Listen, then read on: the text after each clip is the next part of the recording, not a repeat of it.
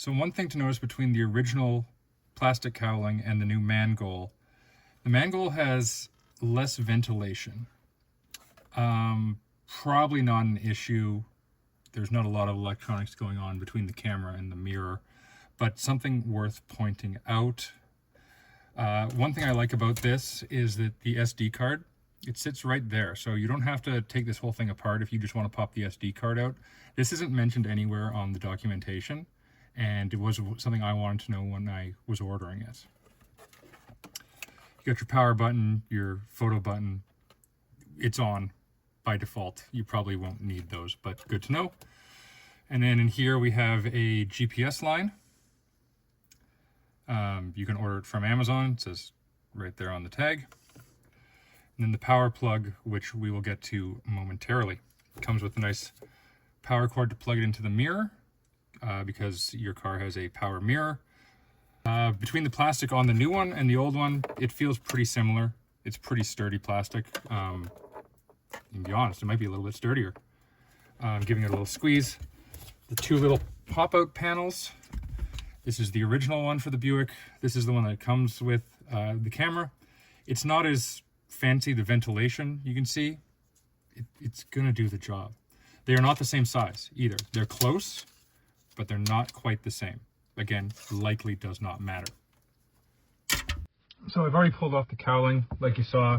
The camera comes with a special little tool to help free it. I didn't want to wait that long, I'm not going to lie. I wanted to make sure I had the correct connector inside and not trust the internet. And I did, which was nice. And I just pulled the small piece away first. And once I had that away, I was able to get in and just kind of pull away from here, and it came right off with no issues. So next step is to remove the power that goes to the mirror, right like that. And then this end goes into our little cable that we got. And it goes in like this. There's a little guide. It's only going to fit one way. Clip. Ta-da! And then this end clips in here, again, only one way. Let's see if I can do it without that hand in the way. Ta-da, just like that. And the camera, this is where it's going to get complicated and hard to see, I'm guessing, is you grab this end from the camera, this end from the mirror. It's only going to fit one way.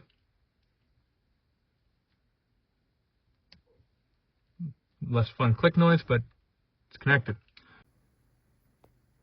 So I don't have it up yet. 300 tries and 600 curse words later. I've noticed that these little clips here at the front, they hook. They're not clips. So you got to start from the front. You got to start from the front there and get them on here, and then snap it back. If you just try to snap it into these clips here, you're gonna have a bad time. And as you can see, I've had a bad time. So to go with that last tip, this little panel also, you slide it in and then snap it up. Something, but not exactly like this. It gets kind of stuck in the headliner, so you gotta kind of fight it.